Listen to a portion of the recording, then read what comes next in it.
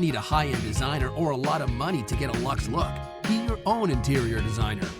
This is Affordable Interior Design, the podcast. Here's your host, Betsy Helmuth.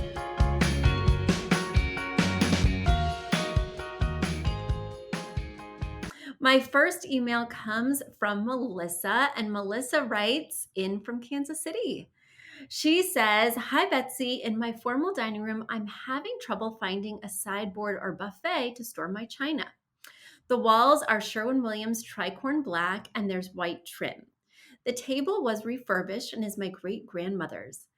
It's a different wood tone than the floor. Should I look for a white sideboard? Wood? I'm afraid there's too many finishes and I'm not sure what direction to go in. Hopefully I haven't messed up this room because I can't change anything else. Should I hang more photos on the wall?" All right, so let's look at these pictures, Melissa. Let's dig right in. Yes, so you do have a chair rail and then molding at the bottom, and the chair rail, including the molding, is all painted that bright white. Above the chair rail, you have this deep black wall color.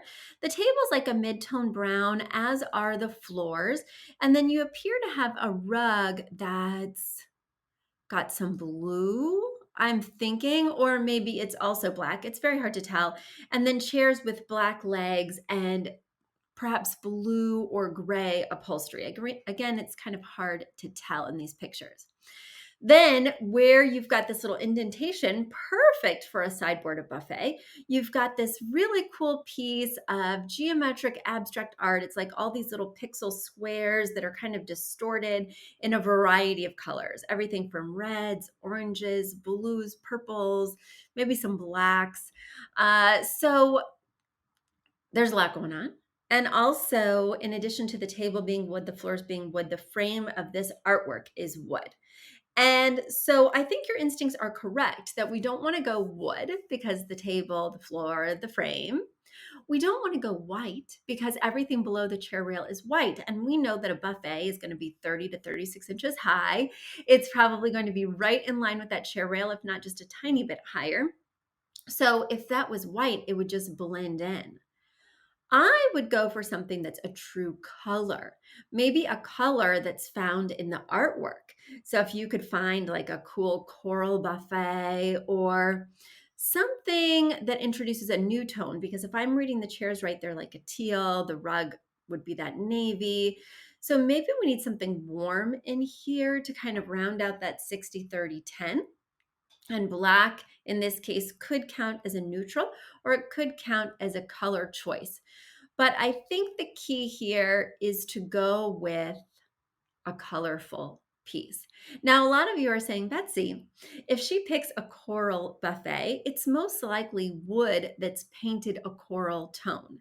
And guys, you are 100% right. But keep in mind, if you've read my book or listened to past episodes, that painted wood does not count as a wood tone. It has to have a visible grain for it to be counting as a wood element. So as long as you can't see the wood grain through the paint, as long as it's not like a coral wash or something like that, it would not count as a wooden element, even if it's made from wood. Instead, it counts as a coral element.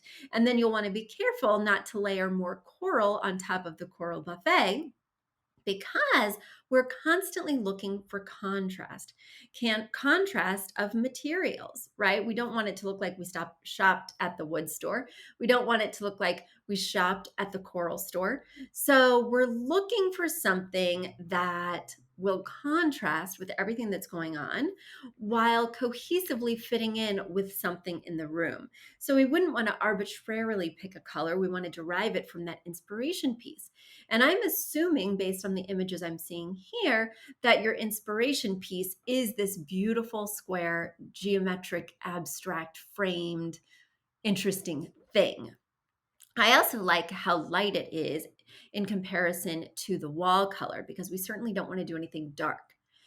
Do you need more art? That was a question that you asked at the end of your email. The answer is yes. I think at the head and the foot, If you guys are looking at the pictures on YouTube, the head and the foot of the table are both feeling a little bit empty for me. At the foot of the table, there's windows, and so those need to be dressed with some drapes, in my opinion. Two beautiful panels that would flank either side of the window, bring in that color. Maybe it's again that coral. That would really be dramatic and warm up this space that's really leaning towards a cool kind of vibe right now. And then on the other side of the table at the foot, we're going to need some artwork. You have something large, dramatic, and square above the buffet. So I'm going to recommend that you don't do a square. You could potentially do a series, even though I am a little bit dubious about multiples in a dining room. And you say, Betsy, there's no multiples. That square piece is one piece. Well, in a dining room, oftentimes we have multiple chairs that are all the same.